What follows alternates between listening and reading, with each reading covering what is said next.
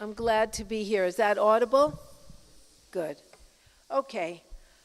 What I'm going to be trying to do is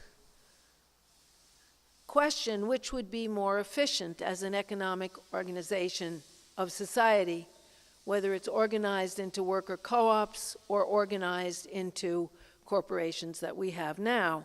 Usually when the word efficiency is used, they say capitalist efficiency. Efficient for what is what we have to ask. And what I'm looking for is what is most efficient for creating human kindness, stability, and mental health.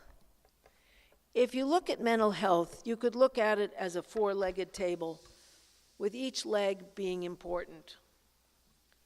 And just, you need 4 legs for a stable table. I think you need 4 legs for a really stable, mentally stable life. The first leg would be intimate connection, somebody with whom you're very, very close. It could be a lover or a partner or a very close friend or a close family member or members. You could have that leg of crucial connection without any social connection, but it's an important part of the table. A second leg of the table of mental well-being is a friendly connection with a wider circle, whether it's neighbors or colleagues at work. And here too you can feel those connections without being connected to any wider social concern.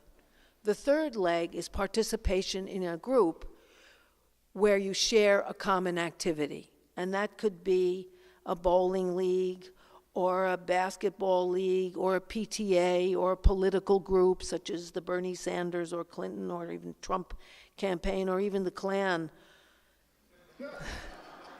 where you share a set of values and programs.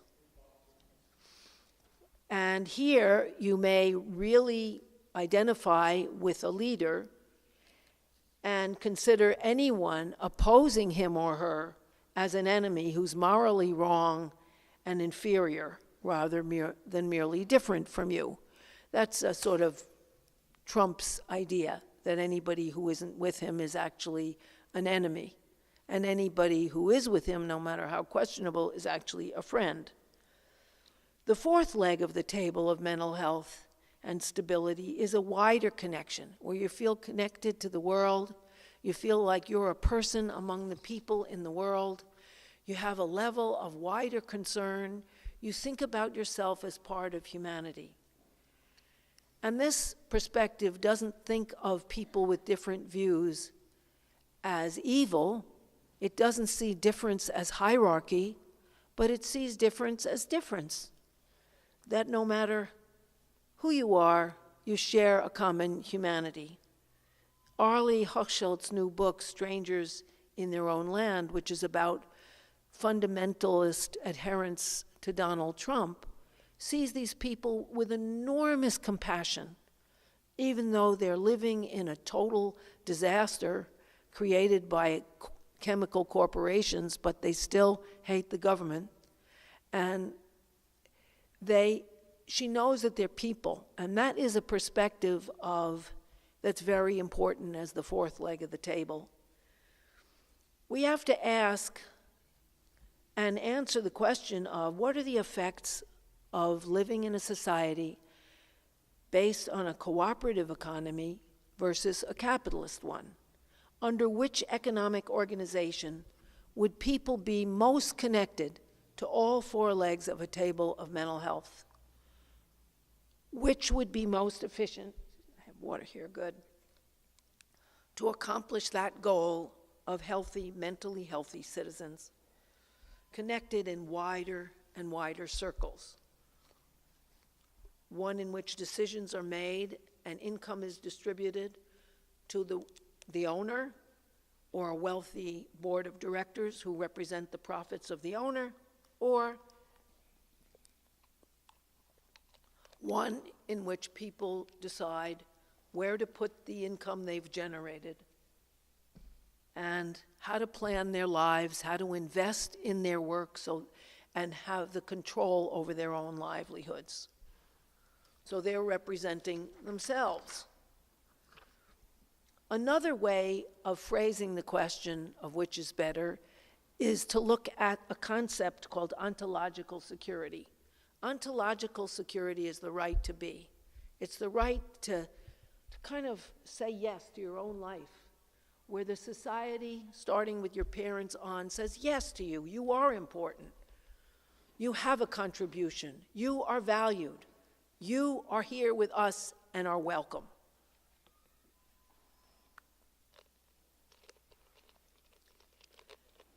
You can ask which system fosters that sense of ontological security, the sense that people are important, the sense that everyone has a role to play which ought to be respected. And you'd have to ask, if those are your values, if that's what's important to you, you'd have to ask which system is better. Now, from the time that we are born, humans, we are the most dependent mammals. We're dependent the longest time. And from the time that we're born, we need connection.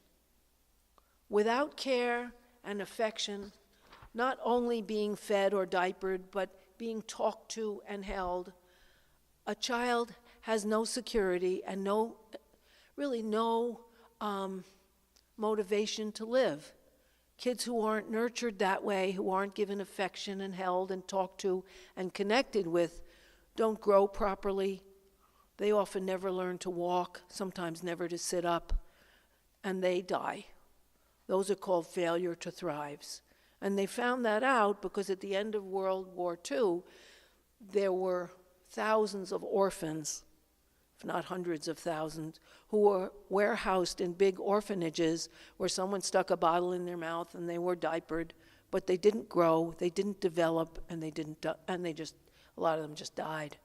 They were called failures to thrive. And the same thing happened in Ceausescu's Romania, because he didn't believe that anyone would ever be allowed to have an abortion, so people had their babies and gave them up to the state that provided that same kind of indifferent care, with the same results of thousands of children failing to thrive. So that we have to understand that we need connection from birth on. We are people who need connection, because all people need connection. The opposite of ontological security, the right to be and feel okay, is chaotic nonentity, where you just kind of dissolve, you don't feel any connection with anyone, you feel lost, you feel desperate. And I think the United States, among all the 24 wealthy countries in the world, suffers most from this ailment. The ultimate, I think one of the most ultimate symptoms of chaotic nonentity, sorry for that, is random shootings. You have to be completely disconnected to go into a public place and pick people off with no thought for them and no care about them. The United States is the overwhelming leader in mass shootings. In the month of September, where I've been counting, there have been 40 mass shootings. That means shooting at 4 or more people who one doesn't even know. And 204 people have been wounded or killed in these shootings. Of course, that's a lot more than Al-Qaeda, but the government is not putting much attention on it, except headlines and then a repetition. No other wealthy nation came even close. While we have had 40 mass shootings in the last month, 1 month, among the other wealthy countries, for example, England, France, the Netherlands, Belgium, Slovenia, and Norway have had 1 mass shooting in the last 4 years. Denmark, Switzerland, and Finland has had 2 in the last 4 years. Germany has had 3 in the last 4 years. We are the world leaders in this respect. so that more than one a day, something's really wrong. So when we look at it, we think, why? First place, all the people who have done these mass shootings are men. All of them have either lost a job, which meant a connection with other people, or lost a relationship very recently. Because for a lot of men who are brought up with shame about their needs for other people, they put all their need into their sex life, because sex is, you're allowed to need, men are allowed to need sex within the male stereotype. And so when your two forms of identification, your job and your woman, walk out, you can dissolve. Another reason that we are the ultimate world leaders is that we do not do anything to help, not anything, we do the least to help parents with vulnerable children, to help them connect, to help them have time to bond, to help them make the kind of close connections that every child needs. For example, we have no paid maternity leave. We are one of 4 nations that have no paid maternity or paternity leave. And the other 3 nations are Somalia, Swaziland, and Papua New Guinea. So they're nowhere in our league of wealth or sophistication. We also don't have any paid vacations. We have the least paid vacation, which is a time when people can bond, can take time with their children, can relax, can have the conversations that allow a relationship to exist. And we also are alone among the advanced, wealthier nations, the 24, in that we don't have quality public health care available. So people don't have that sense of support by the system. According to the UN statistics in their 2015 report on children, the quality of child well-being in the United States is the lowest of all 24 wealthier nations of the world. We have the worst child poverty, and child poverty means you don't have, 1 in 5 don't have enough to eat. They call it food scarcity. It's hunger.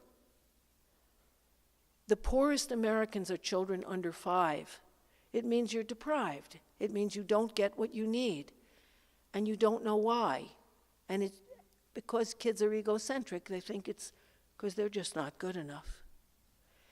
Also, parents of young children, since they're not supportive, are alone, and they have so little help and so many pressures and frustrations that is it a wonder that we also are the leaders of the wealthy industrialized world in child death and child abuse.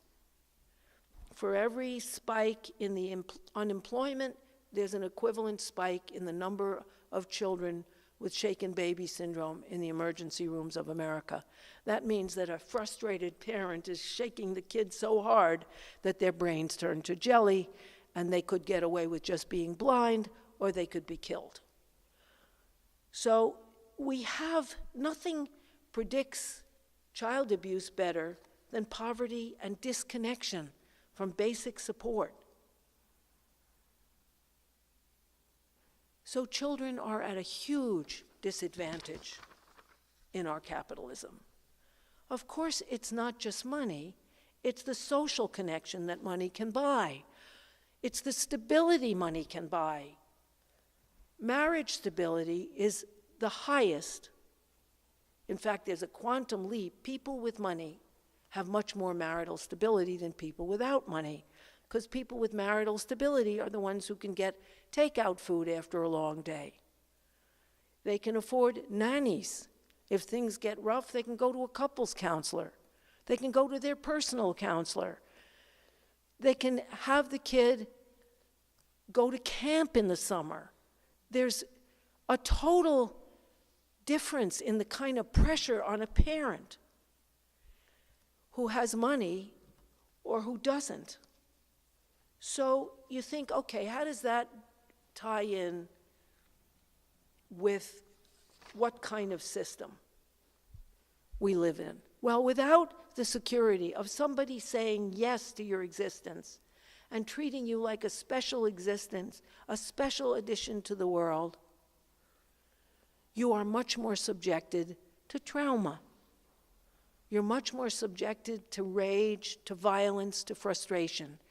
And there's a fellow named Marty Smith who has developed this magnificently. What happens with trauma is that when a child is traumatized, when a child is hit, when a child is watching their parents in a physical fight, when a child is lying there alone because their single mother went out because she needed a break and they cry and there's nobody there, there's a natural thing that happens. The brain releases a cocktail of uppers, downers, and painkillers, which help the child leave the premises and dissociate and not know what's happening.